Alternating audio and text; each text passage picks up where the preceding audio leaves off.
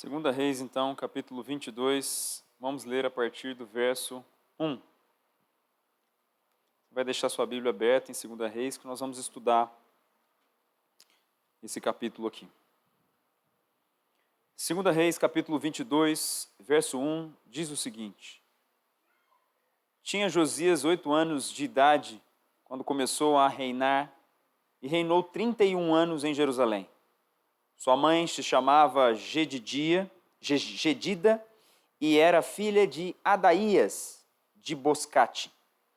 Fez ele o que era reto perante o Senhor, andou em todo o caminho de Davi seu pai, e não se desviou nem para a direita e nem para a esquerda. Só até aí, curve a sua cabeça, feche seus olhos, vamos orar para dar início a mais esta palavra. Senhor, pela sua graça e misericórdia, mais uma vez nós estamos aqui reunidos com o único propósito, meu Deus, de ser quebrantados pelo Senhor, de mais uma vez o Senhor nos instruir a respeito do seu santo livro, a sua santa palavra. A sua palavra que está muito acima do nosso conhecimento, muito acima da nossa capacidade até de compreender toda a plenitude dela, tamanha a sua profundidade. E também diante de tudo que nós vimos aqui nesses dias, Senhor, quão privilegiados nós somos por ter esse livro à nossa disposição. Que o Senhor, meu Deus, traga temor e reverência a cada um desses corações, para que todos aqui possam redescobrir novamente a sua palavra. Sua palavra que muitas vezes é negligenciada, colocada de lado e não dada a devida importância que o Senhor mesmo deseja que ela tenha. Que o Senhor nos, então, dê corações de fato que valorizem essa palavra. Faz dela também, nessa noite, como uma espada de 2 fios que penetra até o mais profundo da alma e vai ali nas juntas e nas medulas, Senhor. Faz dela, nessa noite, como um martelo que esmiuça a penha, para quebrantar aqueles corações mais duros, os mais críticos, os mais resistentes. Que ninguém hoje esteja, meu Deus, resistente à sua palavra, ninguém consiga resistir à tua voz. Que o Senhor fale conosco, meu Deus, e que possamos mais uma vez ser edificados e transformados pela única palavra que pode nos transformar nesta terra, que são as suas palavras. Fala conosco pela sua abundante misericórdia, Senhor. É o que nós te pedimos nessa noite, em nome do Senhor Jesus. Amém. Nós temos vivido um tempo onde nós temos acesso a muitas vozes, a muitas verdades e a muitos posicionamentos. Existem muitas vozes que nós ouvimos nos noticiários, no YouTube, nas mídias sociais e tantas pessoas passando conhecimentos, dizendo-se detentoras da verdade e dizendo-se detentoras de posicionamentos diferentes. O povo de Deus, em meio a isso, em meio à grande quantidade, também à vasta quantidade de posições teológicas e de denominações, o povo tem ficado muito perdido. Sem dúvida nenhuma, no mundo onde impera o relativismo, que é o relativismo? Relativismo é uma corrente filosófica onde todo o significado é relativo. Nada detém uma verdade. Toda verdade no relativismo, ela é relativa. Não existe uma verdade absoluta. No relativismo não existe o bom ou o mal, o certo ou o errado. O relativismo, o certo, depende do contexto onde você se encontra. O mal depende do contexto onde você se encontra. O certo também depende do contexto. Para o relativismo, você mentir em determinadas circunstâncias está certo. No relativismo, você adulterar, dependendo do contexto que você tiver, dependendo da cultura onde você for condicionado, dependendo de onde você viver, não tem nenhum tipo de problema. Essa é a corrente filosófica que mais domina hoje as mídias sociais, a televisão, é esta que é o relativismo. Você vê isso na própria narrativa que nós estamos vendo recentemente na Ucrânia, na guerra. De um lado nós temos a Rússia dando ali as suas verdades por que pode invadir. Do outro lado você tem a Ucrânia tanto as suas posições do que porque ela pode invadir ou porque não pode ser invadida, aliás. E nisso você vê jornais tomando partido por um lado e outros tomando partido de outro. Tem pessoas que apoiam o derramamento de sangue e tem pessoas que são totalmente contrárias ao derramamento de sangue. Da mesma maneira, como alguns acreditam que Jesus Cristo é o caminho, a verdade e a vida, outros entendem que Jesus é só um filósofo, um profeta ou qualquer coisa do tipo. Diante de um mundo onde impera o relativismo, um mundo onde é totalmente contrário a qualquer tipo de afirmação cristã, que existe uma verdade absoluta na qual nós cremos e pela qual nós devemos viver, nesse caos que nós nos encontramos atualmente, Deus forneceu o seu livro, as Escrituras que estão nas suas mãos, que são tidas como a palavra de Deus, para ser a voz que nós devemos ouvir, a verdade que devemos crer, contendo as posições e atitudes que nós devemos tomar para que as nossas vidas se adequem, se moldem e se encaixem neste livro. E diante da crescente desvalorização, diante da crescente sentimento de muitas pessoas que não dão mais crédito à palavra de Deus, que não dão mais o valor que a palavra de Deus tem, nós precisamos redescobrir essa palavra para que ela volte a ser o centro das nossas condutas nesta terra. O tema da minha mensagem, então, seria redescobrindo a palavra de Deus, baseado aqui no texto do rei Josias. Nós lemos aí, você vai deixar aberto, então, em 2 Reis, capítulo 22, e nós vamos estudar esse capítulo e partes do 23. Nós vemos aqui que a Bíblia começa aqui, no capítulo 22, está no meio dos reis. Nós já explicamos para vocês lá na igreja sobre os reis, que a maioria que foi rei do norte, do reino na Bíblia representado pela palavra Israel, foram reis maus.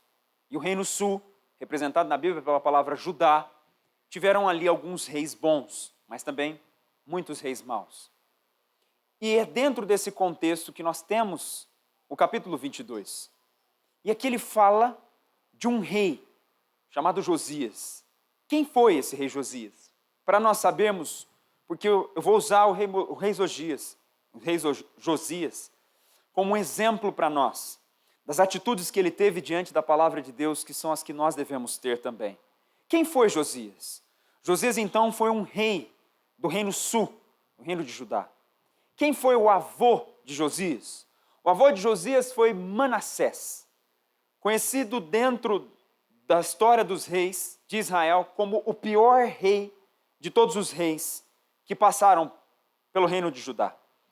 2 Reis 21:9 diz que Manassés de tal modo fez o povo de Israel errar, que fizeram eles pior do que as nações que o Senhor tinha destruído diante dos filhos de Israel. Manassés foi um rei tão ruim, que Deus, ao retratar a vida de Manassés, ele diz que Manassés fez com que Israel fosse comparada, ela fosse comparada por Deus como uma nação pior do que as nações ímpias que estavam à volta dela, ou do que as nações que Israel já tinha até derrotado em batalhas. Mas pela graça de Deus, Manassés se arrepende no final.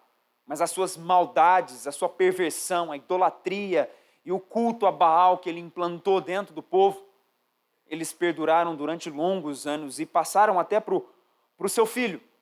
Seu filho, que foi o pai do nosso rei, que vamos estudar, do rei Josias, foi Amon.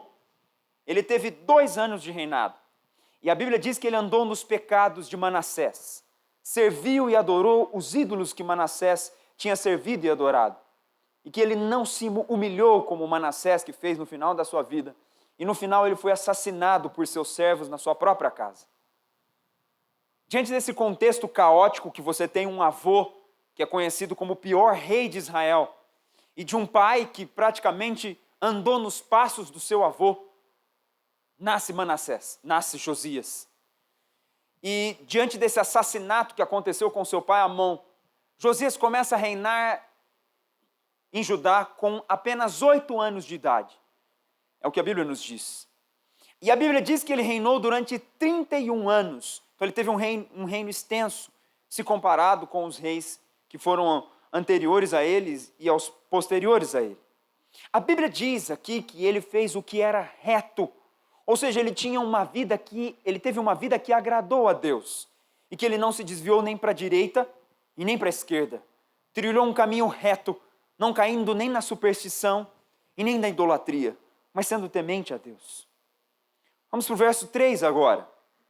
Verso 3 diz: no 18º ano do seu reinado, o rei Josias mandou o escrivão Safã, filho de Azalias, filho de Mesulão, à casa do Senhor, dizendo: sobe Ilquias, o sumo sacerdote, para que conte o dinheiro que se trouxe à casa do Senhor, o qual os guardas da porta juntaram do povo, que o deem nas mãos dos que se dirigem à obra e que têm a seu cargo a casa do Senhor, para que paguem aqueles que fazem a obra que há na casa do Senhor, para repararem os estragos da casa, aos carpinteiros, aos edificadores, aos pedreiros, e comprem madeira e pedras lavradas, para repararem os estragos da casa.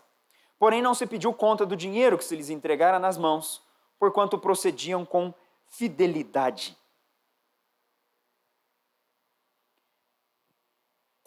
No seu 8º ano do reinado, com apenas 16 anos, Josias tem uma atitude de homem. Ele decide buscar a Deus. Óbvio que os reis de Israel, os reis que foram anteriores a ele, foram totalmente perversos e se afastaram completamente de Deus. Mas o rei que praticamente era modelo de todos era o rei Davi. E o rei Davi foi conhecido, apesar dos seus pecados, foi conhecido como um homem que amava a Deus, que amava a palavra de Deus, um rei segundo o coração de Deus. Josias, então, certamente, por ter ouvido falar do rei Davi e daqueles que buscaram a Deus, até do seu avô, que no final da sua vida se arrependeu e obteve a misericórdia de Deus, decide com 16 anos de idade, você vai ver isso no 2 Crônicas, capítulo 34, que é a outra passagem que retrata também sobre a vida de Josias. Ele decide buscar a Deus. E eis aqui a primeira lição.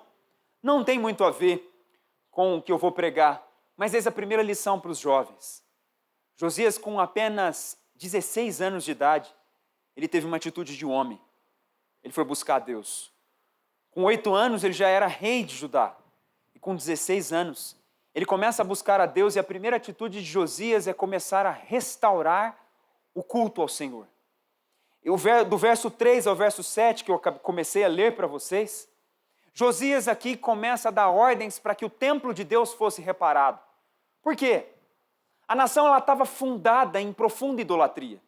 A profecia que foi lida aqui no início, de Jeremias capítulo 2, Jeremias inclusive foi um profeta que viveu nos tempos de Josias, que profetizou inclusive para Josias em determinadas ocasiões, que certamente deu conselhos para Josias. Jeremias, ele deu aquela profecia grave, drástica e terrível para a nação de Judá. Aquilo ali é voltado para a nação de Judá, para o reino sul. Ali Jeremias está falando dos pecados da nação, como ela estava afundada em idolatria. O templo de Deus já estava esquecido, sabe por quê? Porque eles já haviam estabelecido vários altares em toda a nação, que eram chamados os altos, onde eles cultuavam aos deuses estranhos, faziam culto a Baal. Já haviam ali prostitutas cultuais, homens se deitavam com essas mulheres, pensando que estavam adorando, obviamente, estavam adorando aí os seus deuses, os deuses pagãos. A nação então estava totalmente destruída e completamente afastada de Deus. Não é à toa que Jeremias proclama aquelas palavras drásticas e graves no capítulo 2, verso 32.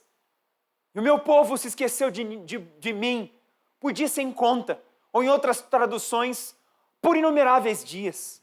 No próprio capítulo 2, Jeremias também vai falar que o meu povo fez 2 maldades. A mim me deixaram um manancial de águas vivas e cavaram para si cisternas, poços, rotos, quebrados, rachados, que não retêm água. O povo então havia deixado a Deus, deixado a sua palavra, deixado o culto a Deus. E nesse momento era um povo completamente idólatra.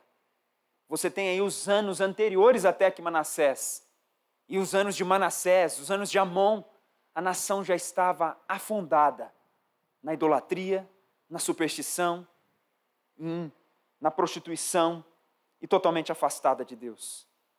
Então, Josias, inclinado certamente pelo Espírito Santo, começa a buscar a Deus e começa a reparar. Ele, nesses versos 3 ao 7, ele manda eles iniciarem a obra para repararem os estragos da casa de Deus, do templo, com a finalidade dele restaurar a adoração do povo de Judá, como eu disse a vocês, por conta dos longos períodos de idolatria dos reis passados.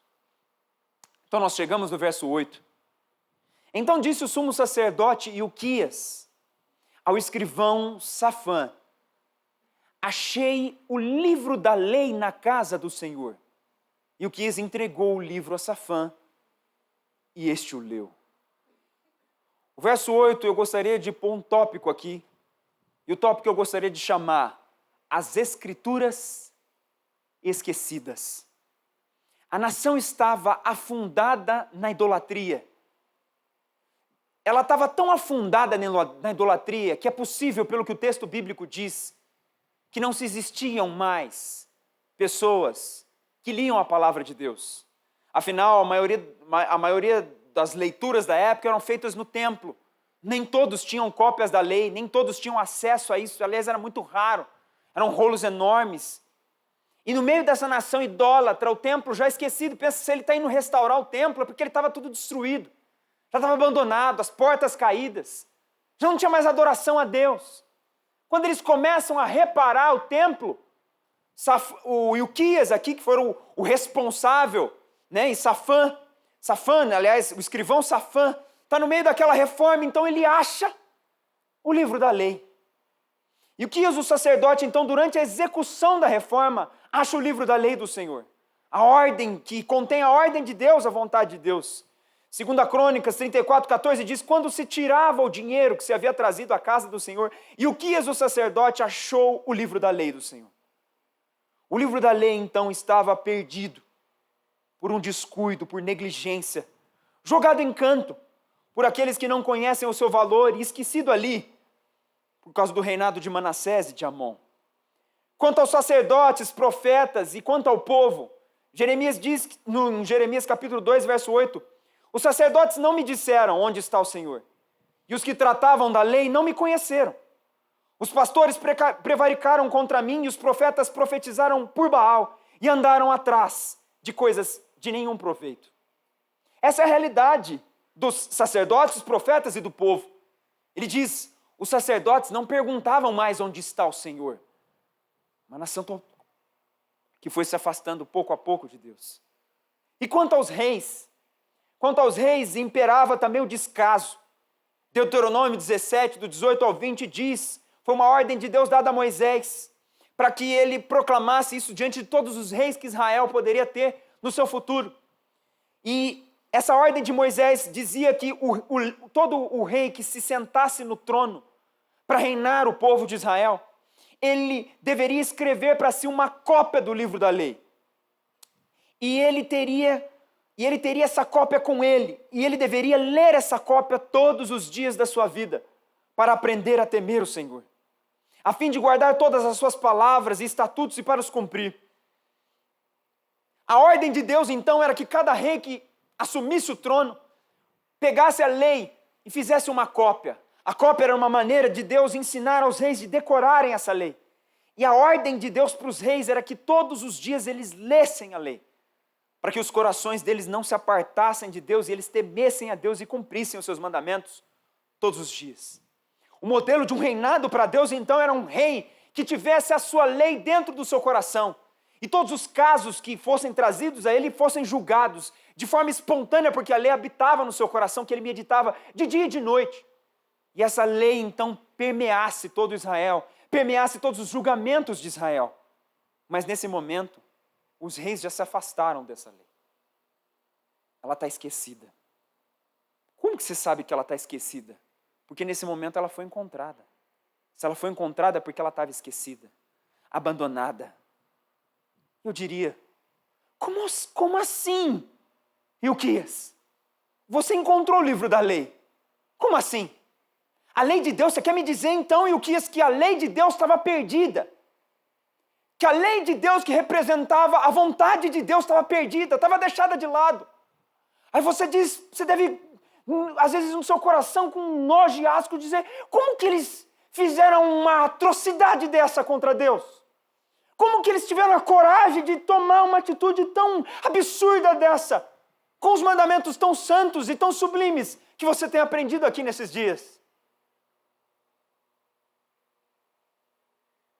A lei havia sido perdida. O povo havia se afastado da vontade de Deus há muito tempo.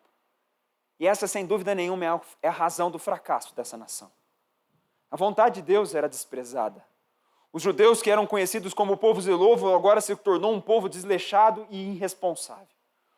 O povo confiava tão somente nos reis, nos sacerdotes, nos profetas, e esses não proclamavam qualquer coisa que diz respeito à palavra e à lei de Deus. Era uma nação completamente afastada da palavra. Se você também é assim, não se engane, porque é uma probabilidade enorme dos seus filhos, dos seus netos, dos seus bisnetos também serem assim. Você vê isso nos exemplos dos reis de Israel. Geralmente isso aqui é uma quebra de padrão pela vontade de Deus. Mas o padrão dentro dos reis de Israel é um rei ruim, que gera um filho ruim, que gera um neto ruim, e assim vai. Por isso que você tem reis que cometeram só atrocidades, foram se afastando pouco a pouco e deixando cada vez mais a palavra. Voltando no meu raciocínio, como eu disse, você deve pensar, mas como? Como que esse povo tem coragem de esquecer a lei de Deus? Em alguns lares, a palavra de Deus, e uns lares, inclusive das pessoas que estão sentadas aqui, nesse momento me ouvindo, a palavra de Deus também está esquecida. Em alguns lares, a palavra de Deus ela é só lembrada nos dias de culto, quando as pessoas se reúnem para cultuar a Deus e ali elas abrem a Bíblia.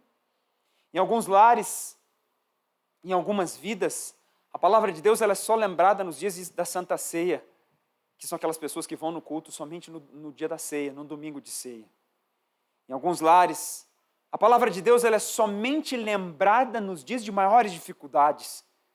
Alguém perdeu o emprego, foi acometido de uma grave doença, perderam alguém da família, e de repente eles recorrem para a Bíblia, para encontrar algum consolo, alguma solução, algum tipo de resposta.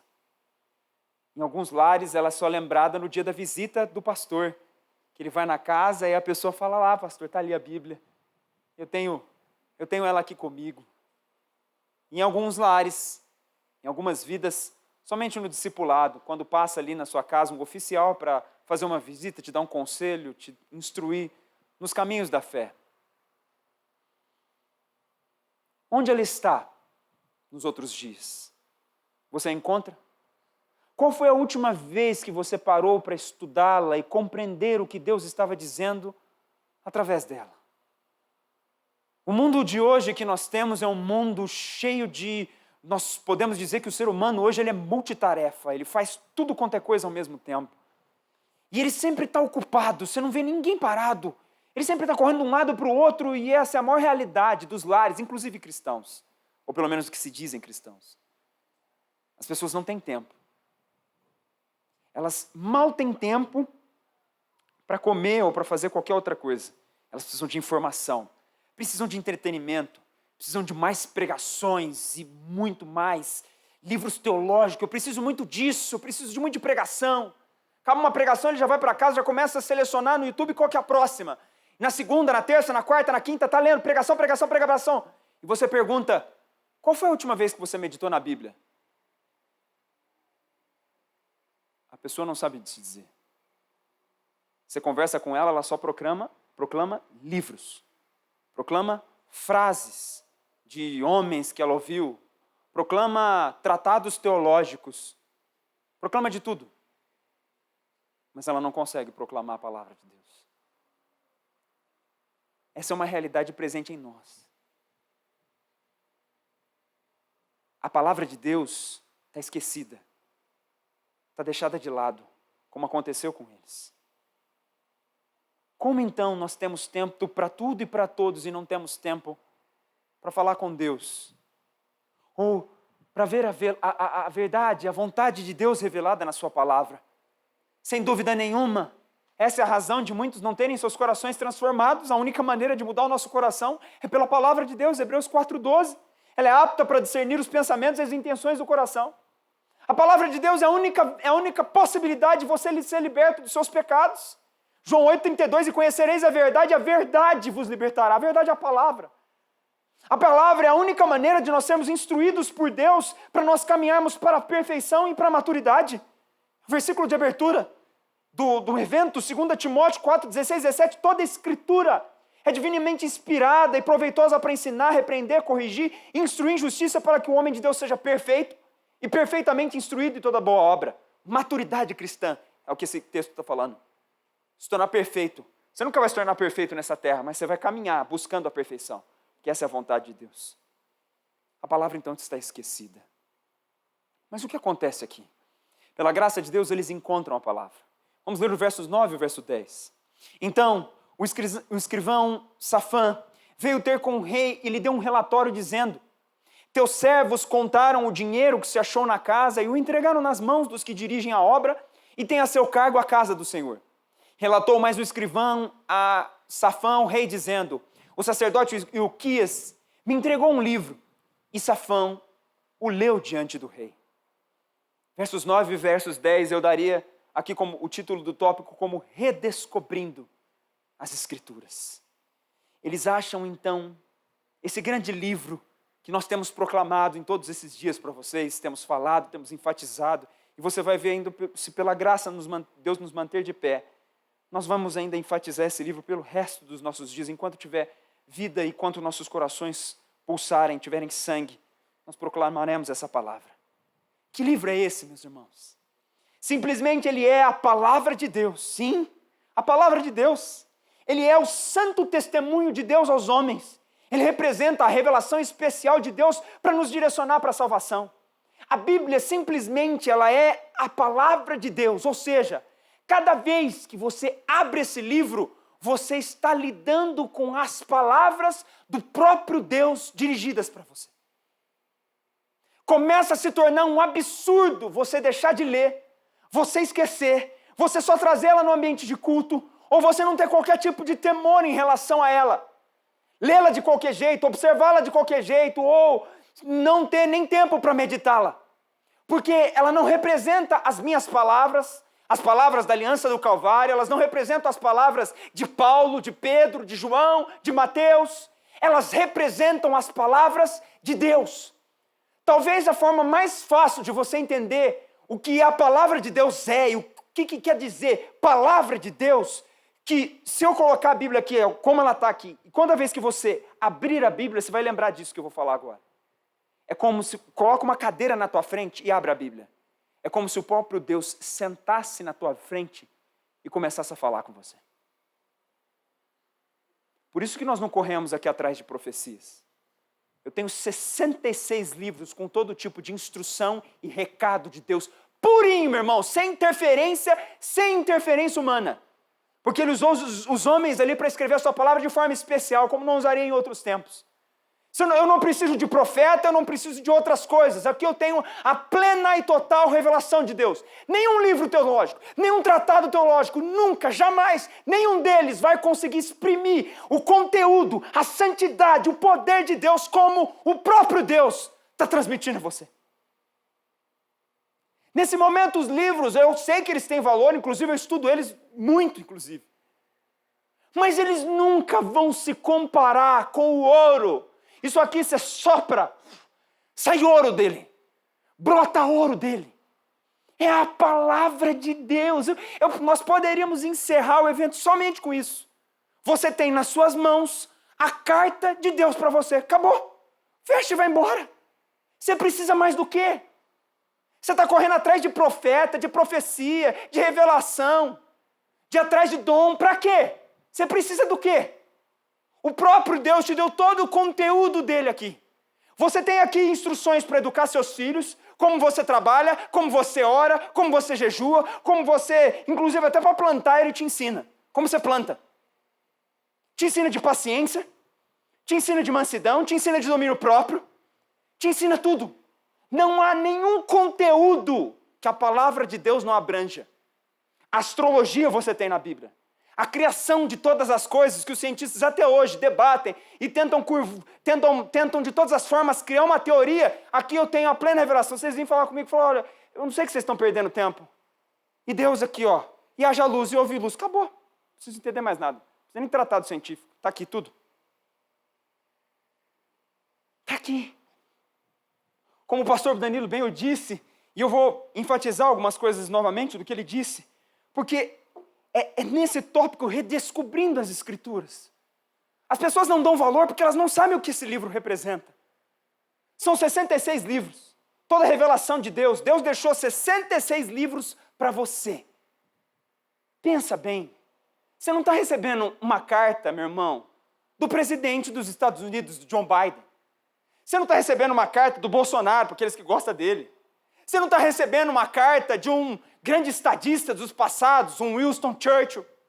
Você não está recebendo de um grande filósofo. Você não está recebendo de um grande sábio, como um Einstein, um grande cientista. Você não está recebendo uma carta desses homens. Você está recebendo uma carta do Criador de todas as coisas, que criou sua mente, que criou seu coração, que criou todas as coisas. Você quer mais o quê? Como o pastor Danilo bem disse, são mais de 40 autores diferentes, de classes sociais diferentes. Você tem de um rei escrevendo a um pescador, de um primeiro-ministro a um boiadeiro como Amós, em estado e espíritos diferentes. Tem homens que escreveram a Bíblia em alegria, outros em desespero, outros em certeza, outros em períodos de dúvida. Você tem ela escrita inclusive num período de 15 séculos, mais de 1.500 anos aproximadamente, durou para que toda ela fosse concluída. Escrita em 3 línguas, hebraico, aramaico e grego. Em lugares desertos, em lugares diversos. Você teve homens como Moisés escrevendo ela no deserto. Você teve homens como Jeremias escrevendo ela na masmorra. Você teve homem como Daniel escrevendo ela num palácio. E você teve homens escrevendo ela em viagens, como Lucas, e em prisão, como Paulo. Você tem 3 continentes que abrangem toda ela, a Ásia, a África e a Europa. Você tem vários estilos literários. Você tem nela narrativa, histórica, profecia, cântico, poesia, biografia, parábola e vários outros. Você tem uma variedade, centenas de assuntos diversos e muitos polêmicos. Você tem aqui tratados sobre casamento, homossexualismo, adultério, falar a verdade ou mentir, criação de filhos e etc. Com um grau incrível de harmonia. Impossível esses homens falarem na mesma linha, com o mesmo raciocínio, com o mesmo sentido. Isso é impossível. Você pega a coleção dos grandes pensadores, dos grandes clássicos. Se eu não me engano, ela abrange 450 autores e ela pega um período de 27 séculos. Nos períodos ali de poucos anos, esses autores que são clássicos aí, você vai ter aí Dostoiévski, você vai ter aí Platão, você vai ter Aristóteles, todos eles divergem em assuntos mais básicos. Amor, cada um tem uma posição de amor. A Bíblia, o amor é um só. Casamento é um só. Homossexualismo é um só. Não tem variação. É um livro divino. E ela ainda trata de uma história única. 66 livros tratam somente de uma história. Deus redimindo os seres humanos. E dentre todas as pessoas mencionadas, o personagem principal é o único Deus vivo e verdadeiro que se fez conhecer por meio de Jesus Cristo. De capa a capa, a Bíblia é cristocêntrica. Cristo está no centro dela. A lei fornece o alicerce para Cristo. Os livros históricos mostram a preparação para Cristo. As obras poéticas aspiram por Cristo. As profecias revelam a expectativa por Cristo. Os evangelhos registram a manifestação histórica de Cristo. Atos revela a divulgação de Cristo. As epístolas dão a interpretação da pessoa de Cristo. E Apocalipse encontra-se a consumação de todas as coisas em Cristo. A Bíblia é única, é um livro único na sua continuidade. Nenhum livro tem essa harmonia, como eu disse a vocês, ela foi continuando. Mesmo quando ela passou aí de períodos diferentes de escrita, é a única na continuidade. É a única na circulação. Estima-se em dados esses de 2015, foi onde eu mais encontrei, mais atual de 2015, que já foram vendidos 5 bilhões de cópias da Bíblia. O outro livro que mais vendeu depois da Bíblia é o livro de Dom Quixote, com míseras 500 milhões de cópias. 5 bilhões.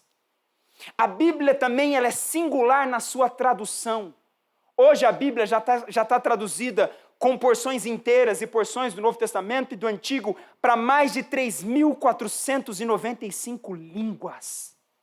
Ela está chegando quase no planeta inteiro. Ela também é única na sobrevivência. Reis, Olha, ela sobreviveu com o tempo, ela sobreviveu em períodos de perseguição e ela sofreu em períodos de intensa crítica. Filósofos, reis inteiros, governos inteiros se levantaram contra essa palavra e ela está intacta nas suas mãos. Ela é singular também nos seus ensinos. Nenhum outro livro tem um código de moralidade com tantos conselhos e com tanta perfeição quanto a palavra de Deus. Ela também é única na sua influência literária. Nenhum livro influenciou tanto as civilizações quanto a Bíblia. E nenhum livro também sofreu tanta influência na literatura. Nenhum outro livro é tão citado por outros livros quanto a Bíblia.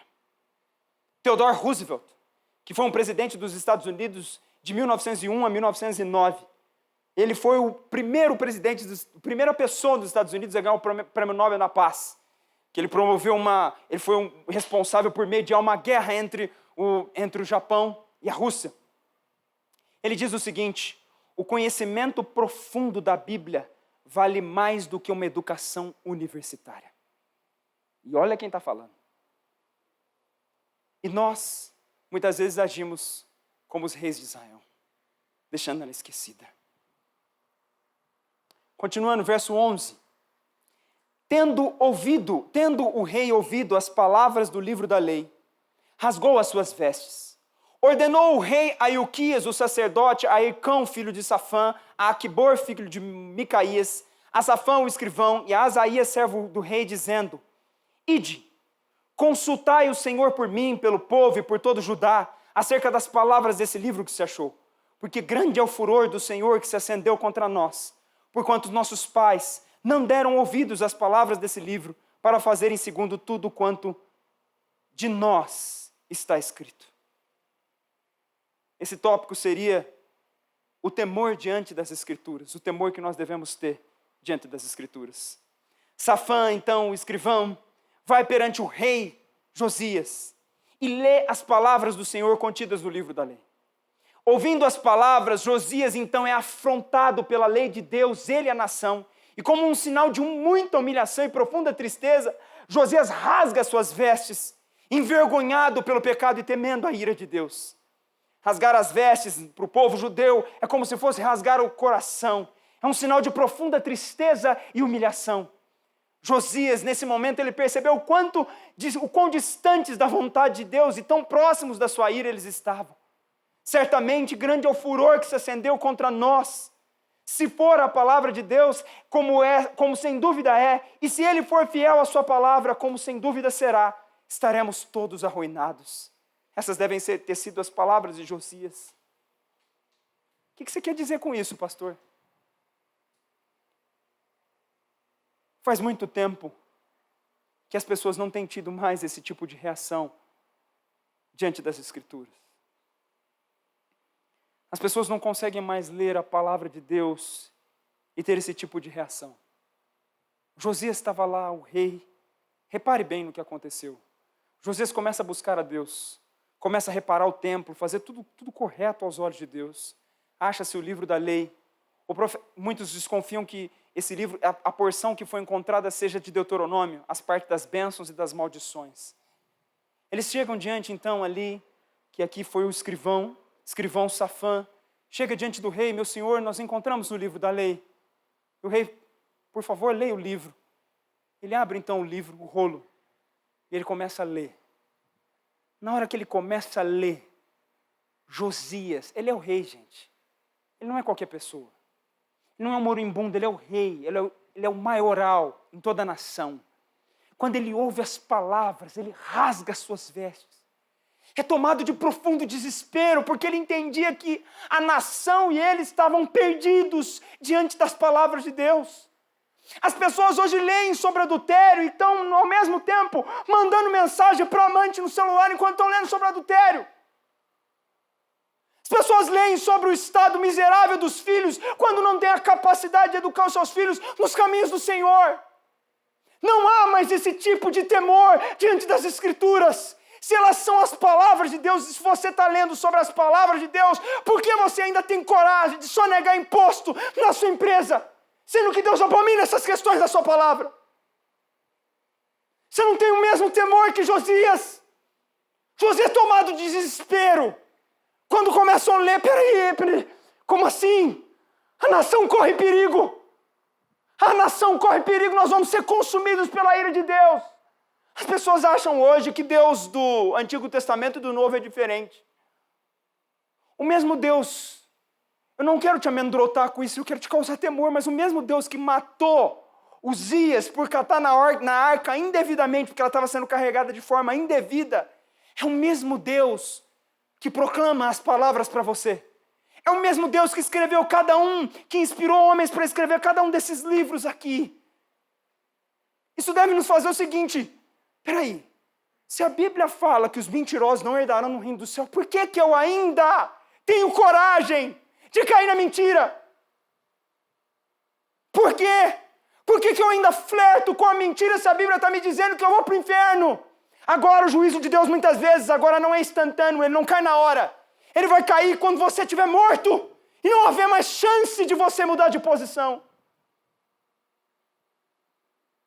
Por que nós hoje ainda temos essa coragem de enfrentar Deus todos os dias, quando você conduz a sua vida ímpia, mesmo sendo alertado constantemente por Deus?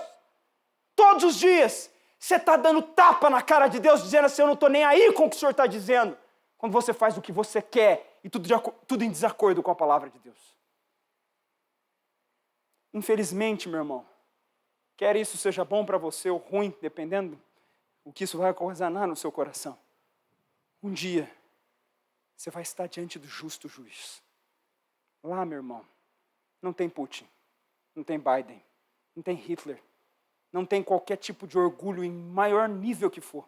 Se você for um adolescente que está aí se lixando por o que eu estou dizendo, nesse dia, meu irmão, não é você que vai quebrar o joelho, não é você que vai dobrar, não. Ele vai quebrar a rótula do seu joelho se você se dobrar. Ele não permite ninguém de pé diante dele. É esse tipo de temor que Josias teve na hora que começou a abrir o rolo e começou a proclamar as palavras. Certamente o coração dele começou a tremer e ele rasgou. Meu Deus! A nossa nação vai ser consumida pela ira de Deus. É assim que você deveria ler quando você está lendo aqui, quando a Bíblia fala de mentira, quando a Bíblia fala de prostituição, quando a Bíblia fala de vestimenta sensual. É assim, é esse temor que você deveria ter. Se eu estou resistindo, eu estou debaixo da ira de Deus. O arco dele está entesado contra mim. E ai de mim se eu não mudar. Qual que é o meu destino no final se eu não mudar? Se você não mudar, meu irmão, não é você, não vai ser eu que você vai enfrentar. Vai ser o Deus Todo-Poderoso. Com Ele não tem conversa, meu irmão. Com o sopro, Ele consome essa terra inteira. Ele não precisa das bombas, não, com o sopro. Ele faz acabou a terra. Acabou. Você quer ver como isso é um padrão nas Escrituras sobre os homens de Deus? E deveria ser para nós. Isso deveria ser assim. Você está aqui, lendo, supor que naquele dia você cometeu uma mentira. Estava lá no seu trabalho, seu patrão falou, pode falar aí que hoje eu viajei para tal país, que eu não vou atender ninguém, ele está lá do teu lado. E você atende o telefone e fala, meu patrão está aqui, ele foi para outro país. Aí à noite, você vai no seu período devocional. Você cata, vai ler Apocalipse. Aquele que ama e pratica a mentira não entrará na Jerusalém celestial.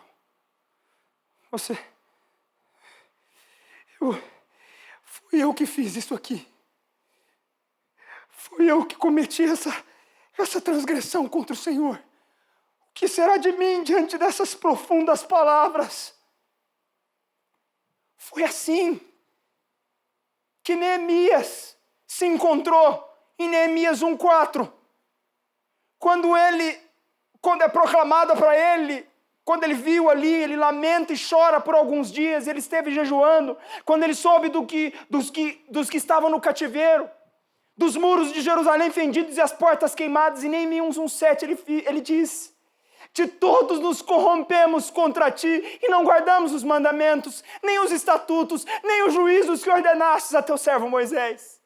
É Esdras que quando percebeu que o povo estava casando com mulheres de outras nações, a Bíblia diz que ele rasga as vestes e arranca os cabelos da cabeça e da barba.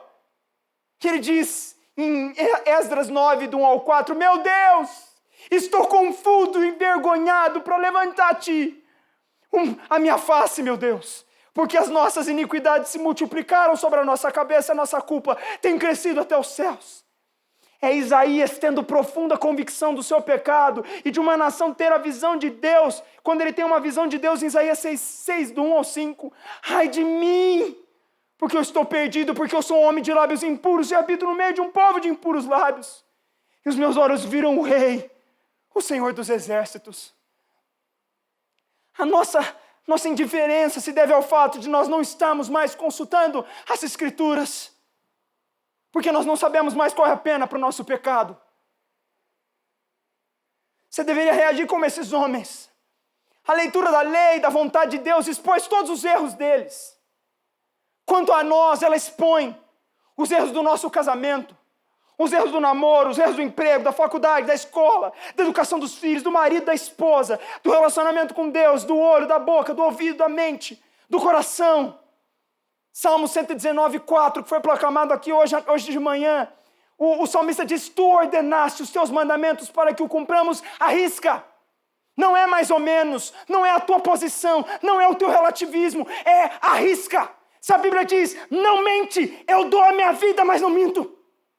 Se a Bíblia diz em Hebreus 4, diz, 4:12, ainda não resististes até o sangue, combatendo contra o pecado. Sabe o que é isso? Eu dou a minha vida, mas eu não transgrido contra o meu Senhor. É isso. É tão nojento, meu irmão, quando alguém que está dentro da igreja, quando eu pego algum jovem, algum adolescente, dizendo assim, não tem ninguém aqui na igreja para eu namorar, acho que eu vou lá no mundo. Vai aprender o jugo desigual. Vai afrontar o Senhor de toda a terra. Vai levar uma vida apartada dele. Mas não se esqueça, no último dia, ele vai lembrar muito bem da tua escolha. Muito bem. Como nós temos cumprido no nosso casamento, a Bíblia diz para as mulheres da submissão bíblica ao seu marido. E muitas mulheres insistem em achar que a Bíblia é machista ou insistem em não concordar com essa posição, sendo que Deus já fala na sua palavra que a autoridade dentro da sua casa é o seu marido, ele é o representante de Deus ali. E nós afrontamos esse mandamento como se não tivesse nenhum tipo de problema. Da mesma maneira, os maridos, que têm que dar vida pela sua esposa, tratar ela como vaso mais frágil, cuidado com as palavras, cuidado como você toca, cuidado como você fala com a sua esposa. Colossenses 3, 1 Coríntios 7, Romanos 7, Efésios 5, todos esses textos falando sobre o casamento. E como você reage diante desses textos? Você deveria chorar. Você deveria jejuar todos os dias, orar todos os dias e pensando assim, Deus, é esse o modelo. Porque eu insisto em afrontar o Senhor. Você não está afrontando a igreja, você não está afrontando uma posição teológica, você está afrontando Deus. Porque se é a palavra de Deus, você está afrontando o próprio Deus. Como está a minha vida e a sua vida diante de Deus? Estamos nos conformando à sua vontade? Josias então pede para que se consultem a Deus por ele e pelo povo. Que Deus quer de nós? Como aplacar a sua ira? Eles foram até uma profetisa chamada Ulda. Nós não precisamos de profecia, como eu disse a vocês. Nós temos 66 livros que revelam completamente a vontade de Deus para cada aspecto das nossas vidas. 100% da vontade de Deus está nas Escrituras. E nós, sem dúvida nenhuma, nós precisamos ter mesmo essa mesma atitude de Josias. O temor quanto ao cumprimento e o temor quanto à lei. O temor quanto ao cumprimento, eu disse para vocês, é essa reação, essa reverência quando eu ler o texto, ao ponto de eu chorar, de falar, Deus, eu não aguento mais ser assim.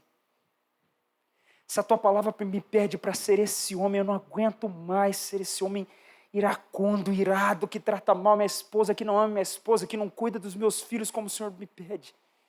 É chorar diante do texto bíblico.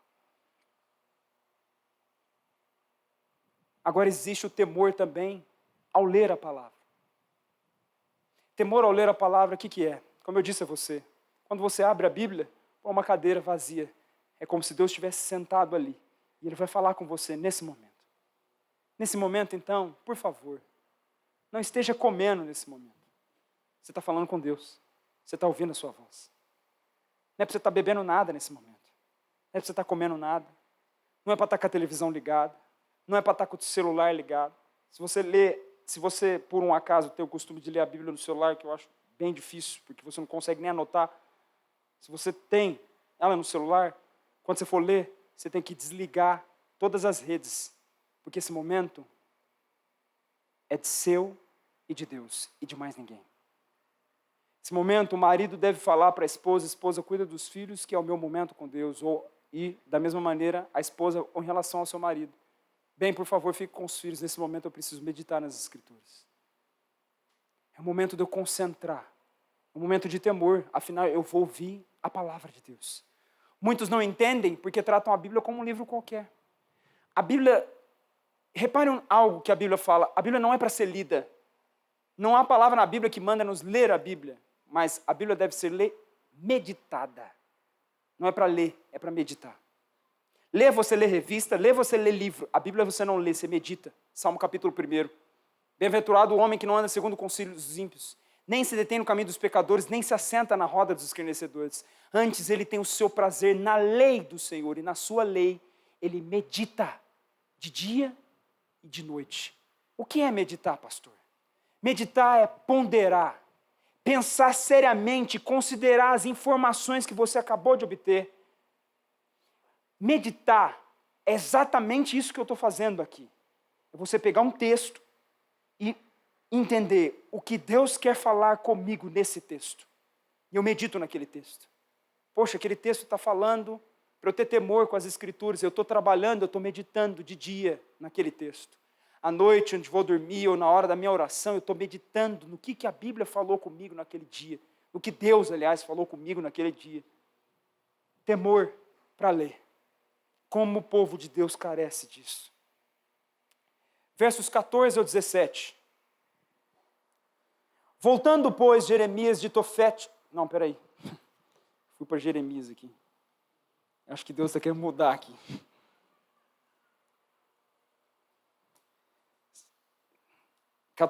Então o sacerdote Ilquias, Aicão, Aquibor, Safã e Asaías foram ter com a profetisa Uda.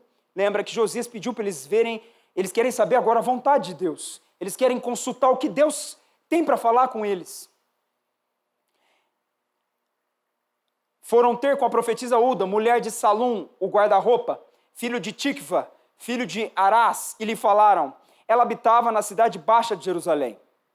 Ela lhes disse, assim diz o Senhor, o Deus de Israel, dizei ao homem que vos enviou a mim. Assim diz o Senhor, eis que trarei males sobre este lugar e sobre os seus moradores, a saber todas as palavras do livro que leu o rei de Judá, visto que me deixaram e queimaram incenso a outros deuses, para me provocarem a ira com todas as obras das suas mãos. O meu furor se acendeu contra esse lugar e não se apagará. Como eu disse a vocês, a reação de Josias é: vamos consultar a Deus nesse exato momento. O que nós devemos fazer? É assim a nossa reação. Nós devemos fazer da mesma maneira. Eu estou tendo dúvida no meu casamento, vou consultar a Deus o que eu devo fazer no meu casamento, o que eu devo fazer com os meus filhos, o que eu devo fazer com a minha empresa, o que eu devo fazer no meu dia a dia, o que eu devo fazer com essa amizade que tem corrompido meu coração, que tem me feito ficar cada vez mais aproximado do mundo. O que eu tenho que fazer com essas coisas? A Bíblia te dá resposta para todas essas coisas. Como ele consultou para saber o que era, o que deveria fazer, nós também devemos consultar o que nós devemos fazer. E o verso 14 ao verso 17, a profecia de Deus, o que Deus vem, ele proclama para o povo. E aqui o tópico chamaria a consequência do descaso para com as Escrituras. O povo havia esquecido da lei. O povo já não estava mais nem aí.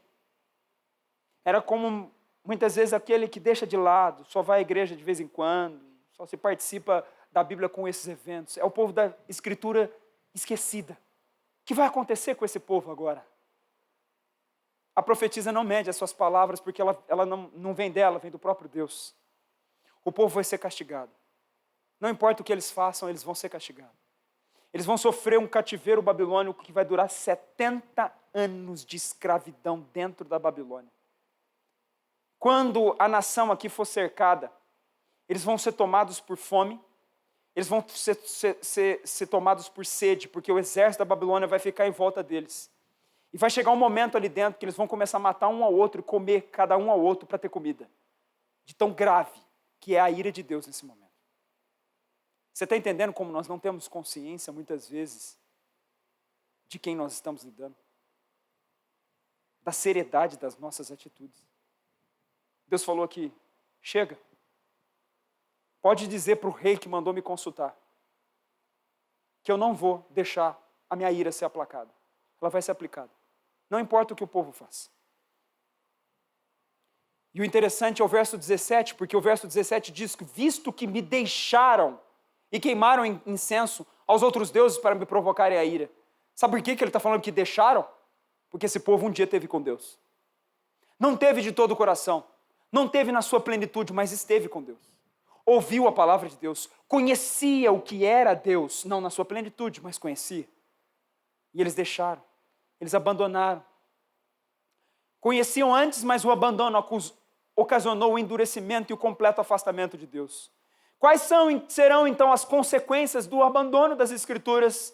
Nada mais é o abandono das Escrituras que o abandono das ordens de Deus, do conselho de Deus sobre as nossas vidas. Qual vai ser, meu irmão, consequência de você lidar com o seu casamento da maneira como você quer, sem consultar as Escrituras? Qual vai ser a consequência de você lidar no seu serviço, na sua empresa, da maneira como você quer, se não for como as Escrituras? Qual vai ser a consequência dos seus filhos, sobre os filhos, sobre todas as áreas da sua vida, quando você não lida como as Escrituras dizem? Eu vou te responder isso, se você tem com dúvida. Não é só destruição. Não é só destruição, não é só estar apartado da vontade de Deus, não é só isso não. Sendo que isso já é muito grave. Quando eu deixo o conselho de Deus, eu tenho que tomar conselho de alguém. Quando eu deixo a vontade de Deus, eu tenho que tomar a vontade de alguém. Se você deixa de fazer o que Deus quer que você faça nesse mundo, você vai fazer o que quem quer que você faça. Se você não faz a vontade de Deus, você vai fazer a vontade de quem então? Eu te respondo, Satanás. Quando eu abandono as Escrituras, eu faço tudo segundo o mundo. Ou seja, eu ajo segundo o príncipe deste mundo, que é Satanás. Efésios 2:2 diz, nos quais andaste outrora, segundo o curso desse mundo, segundo o príncipe das potestades do ar, ou seja, o diabo. A consequência do descaso para com as Escrituras, ou seja, se eu não conduzo o meu casamento como a Bíblia diz, como Deus diz para conduzir, eu estou conduzindo então como o diabo diz para eu conduzir. Não tem meio termo. Ou eu conduzo como Deus quer, ou eu conduzo como o diabo quer. Que é tudo, qualquer coisa que for fora da vontade de Deus, é vontade do diabo, porque ele é o príncipe desse mundo. Ele coordena. Todo o costume mundano, toda a implicância mundana, toda a moda mundana, toda a atitude mundana, toda a palavra mundana, ela vem nem de nenhuma outra pessoa, senão do próprio diabo. E a consequência para eles aqui era essa. Além do juízo de Deus que eles sofreriam, eles também estavam andando segundo o diabo. Versos 18 ao 20. Porém, ao rei de Judá, que vos enviou a consultar o Senhor, assim lhe direis. Assim diz o Senhor, o Deus de Israel, acerca das palavras que ouviste. Porquanto o teu coração se enterneceu e te humilhaste perante o Senhor, quando ouviste o que eu te falei contra este lugar e contra os seus moradores, e que seriam para assolação e para maldição, e rasgaste as tuas vestes e chorastes perante mim, também eu te ouvi, diz o Senhor. Pelo que eis que eu te reunirei a teus pais, e tu serás recolhido em paz à tua sepultura, e os teus olhos não verão todo o mal que eu hei de trazer sobre este lugar. Então levaram ao rei esta resposta. O tópico aqui seria a consequência do zelo para com as Escrituras, do cuidado, do temor para com as Escrituras. A resposta de Deus para o povo foi, vocês vão sofrer 70 anos de cativeiro, vocês vão ficar escravos durante 70 anos. E vocês estão agindo conforme o diabo. a vontade do diabo. A consequência para Josias, o rei, que se humilhou. A Bíblia diz aqui também que ele se enterneceu. A palavra enterneceu, ela dá a ideia de obediência e submissão. Ele obedeceu e se submeteu à palavra de Deus. Ele tem uma consequência totalmente diferente. Deus diz para ele: Josias, eu me agrado da sua posição. Eu me agrado da maneira como você lidou com a minha palavra. Você chorou, você se humilhou, você se submeteu e obedeceu à minha palavra. Josias, você não faz parte daquelas mulheres que contestam o meu mandamento e agem segundo o seu próprio conselho dentro do seu casamento. Josias, você não faz parte dos homens que conduzem o seu casamento e tratam a sua esposa como uma qualquer, sem observar qualquer questão da minha palavra.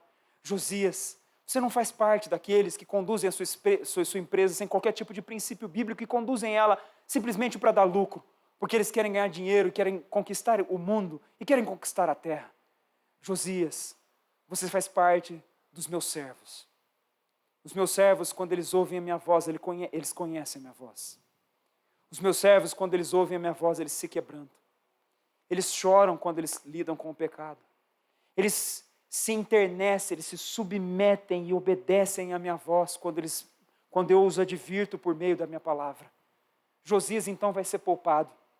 Ele morrerá em paz, antes do juízo de Deus que viria sobre o povo de Judá. Eles iam ficar 70 anos escravos.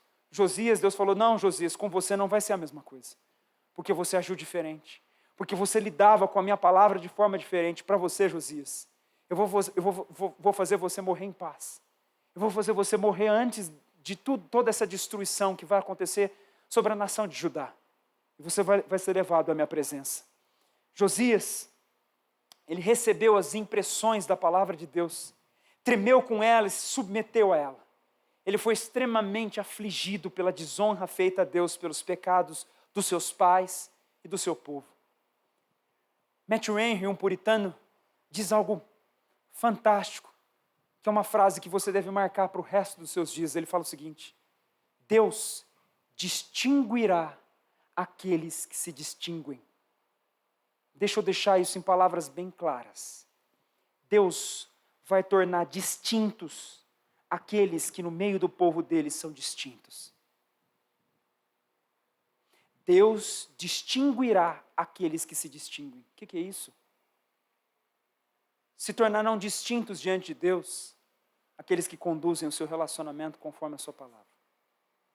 São distintos diante de Deus dentro do seu povo. Sabe por quê? Porque aqui tem uma massa. É a igreja do Deus vivo.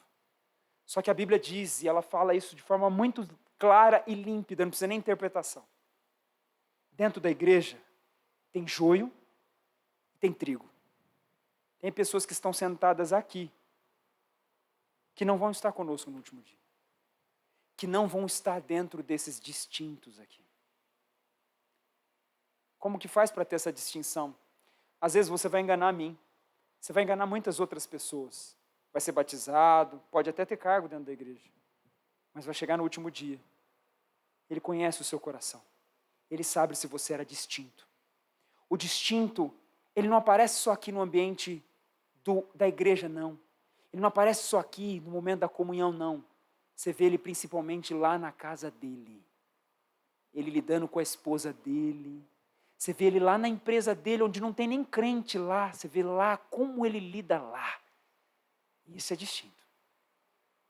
É aquele que é submisso à palavra de Deus. Aquele que toma cuidado com o que olha, porque ele sabe que a Bíblia diz que não autoriza ele a olhar qualquer coisa. Toma cuidado com o que ele fala, porque ele sabe que a Bíblia não autoriza ele a falar qualquer coisa.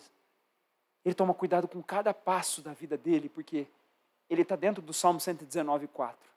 Ele quer cumprir os mandamentos à risca, exatamente como Deus ordenou ele cumprir. Esses distintos terão casamentos, os filhos e os trabalhos, o relacionamento com Deus, os relacionamentos com os homens, todos esses aspectos conforme a vontade e o conselho de Deus. E sabe o que é isso? Nada mais é do que viver para a glória de Deus. Nós dizemos tantas vezes aqui, viva para a glória de Deus. 1 Coríntios 10:31, quer comais, quer bebais, façais tudo para a glória de Deus. E o que é viver para a glória de Deus, meu irmão? É muito simples. Viver para a glória de Deus é viver fazendo a vontade de Deus, revelada nas Escrituras. Simples, não tem nada de mágico nisso. É viver segundo as Escrituras. Viver. Você quer um casamento que glorifica a Deus? É o marido que ora todos os dias e consulta aqui, como eu trato a minha esposa? É o pai que está temeroso, porque ele está lidando com um ímpio, um filho do diabo na sua frente, que é o seu filho, que não se converteu ainda, o coração está corrompido. É o pai que todos os dias está ali, que tem que lidar com seu filho, e ele olha na Escritura, como eu devo levar o meu filho para os caminhos da salvação? Como eu serei um instrumento nas mãos de Deus para ordenar ele, para ensiná-lo como ele deve caminhar nessa terra? É esse pai.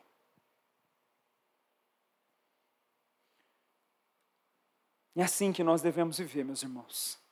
Caminhando aqui para o fim. Eu não vou ler tudo, mas do capítulo 23, do verso 1 ao verso 20, você vai ver uma vida de Josias que ele viveu para fazer a vontade de Deus. A Bíblia diz que ele, depois que descobriu esse livro da lei, ele leu a lei diante de todo o povo de Israel. Ele chamou todo o povo, fez uma assembleia praticamente, chamou todo mundo, leu a lei inteira. Detalhe, a lei inteira naquela época era o Pentateuco, 5 livros, 5 primeiros livros. Ele leu de Gênesis a Deuteronômio para que todo o povo de Israel ouvisse.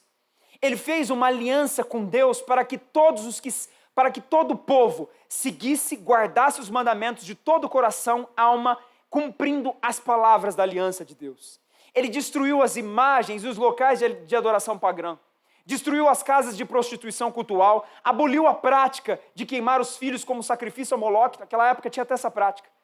Os homens e as mulheres na idolatria pegavam seus filhos. É um absurdo, mas você vê o nível de cegueira que chega uma pessoa que começa a se apartar de Deus e das Escrituras.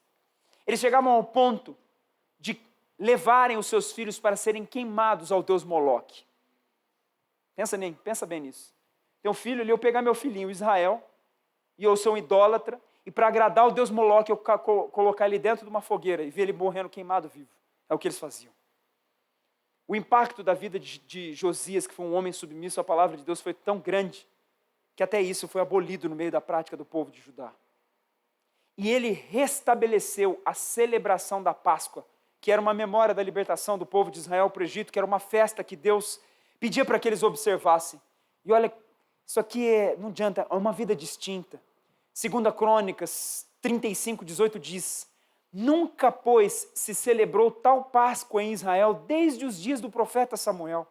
E nenhum dos reis de Israel celebrou tal Páscoa como a que celebrou Josias, com os sacerdotes, levitas e todo Judá e Israel, que se acharam ali, e os habitantes de Jerusalém. Essa Páscoa foi diferente das outras. Ali havia temor, havia reverência. Toda a lei de Deus foi lida e ele conseguiu reunir todo o Judá para que a lei fosse proclamada e para que eles lembrassem daquele momento sublime que foi a libertação deles do Egito. E o último tópico aqui, capítulo 23, vamos ler do versos 24 e 25. Porém o povo da terra, aliás, eu estou no 21, 23, 24, 25. Aboliu também Josias, os médiuns, os feiticeiros, os ídolos do lar, os ídolos e todas as abominações que se viam na terra de Judá e em Jerusalém, para cumprir as palavras da lei que estavam escritas no livro que o sacerdote Uquias achara na casa do Senhor. Antes dele, não houve rei que lhe fosse semelhante, que se convertesse ao Senhor de todo o coração, de toda a alma, de todas as suas forças, segundo toda a lei de Moisés, e depois dele nunca se levantou outro igual. Deus distingue aqueles que se distinguem. Dentre todos os reis de Israel, Josias foi um rei distinto. O último tópico meu aqui seria uma vida devotada às Escrituras, uma vida dedicada às Escrituras. Josias, ele fez com que os outros servissem a Deus. A palavra, a lei foi lida e colocada como regra para todos. A consequência, sabe qual é? Enquanto Josias viveu, a Bíblia diz que o povo não se desviou do Senhor. E sabe como Josias foi visto por Deus? É o 25. Antes dele não houve rei semelhante que se convertesse ao Senhor com todo o seu coração, com toda a sua alma, com todas as suas forças e conforme toda a lei de Moisés. E depois dele nunca se levantou outro tal. Coração, alma e forças aqui é uma expressão que representa um todo. Representa a devoção absoluta de Josias em servir ao Senhor de acordo com a lei. Quando Josias foi morto, ele foi assassinado numa batalha, o profeta Jeremias lamentou a morte dele. Jeremias compõe uma lamentação sobre o rei Josias. Até o profeta Jeremias, que é conhecido pelas suas lágrimas e pelas suas profecias duras, chorou pela morte desse rei. E não houve a minha esperança, nossa esperança com um acampamento como esse, com as palavras que nós temos trazido a cada um de vocês, é que aconteça como Josias. Deus diga dentre as pessoas do nosso meio, diz assim, e não houve um pintor como o João, que serviu a Deus de todo o seu coração, alma e forças, e amava os seus mandamentos e o guardava de todo o coração. E não houve um empresário, não houve um lojista, e não houve uma professora que servisse a Deus de todo o seu coração, alma e mandamentos, e guardava os seus mandamentos. E não houve dentro do nosso meio uma dona de casa, que no meio da sua rotina de lar, amava a Deus de todo o seu ser e coração, e tomava cuidado como falava com os filhos, como cuidava da sua casa, porque o único objetivo dela era engrandecer e glorificar a Deus. Nosso objetivo, irmão, é que vocês, cada um de vocês, sejam distintos. Nós não queremos que vocês sejam marcados como pessoas que vão ganhar muito dinheiro nessa terra. Eu não quero que o teu nome esteja escrito na história por uma grande invenção que você fez. Não é isso. Nós queremos que vocês sejam homens e mulheres distintos diante de Deus. Eu quero que a sua empresa vá bem, sim, mas que, sobretudo, quando Deus olha para dentro da tua empresa, Ele vê que os papéis estão todos corretos. Que os impostos, mesmo que você esteja ganhando menos, mesmo que você esteja vendendo seu carro, vender as suas propriedades, estão todos corretos. Você anda conforme a vontade de Deus. Sabe por quê? Porque você o teme de todo o coração, alma e forças. Nós precisamos ser esse povo. Tudo que está acontecendo à nossa volta, meus irmãos, são sinais cada vez mais claros do que o nosso rei está voltando. O nosso rei não vai vir para buscar um povo qualquer. Ele vai vir para buscar um povo distinto. Ele vai vir para buscar um povo que teme o seu livro, que guarda o seu mandamento todos os dias. Que toma muito cuidado com os passos, com o que fala, com o que vê, com o que ouve. Que, sobretudo, eles querem viver para a glória de Deus. Inscreva-se no novo canal da Igreja Aliança do Calvário no YouTube. Ricos conteúdos, aulas de EBD, exposições bíblicas e práticas das confissões históricas batistas, curso de Teologia Confessional Batista Reformado. Igreja Aliança do Calvário, novo canal no YouTube. Inscreva-se.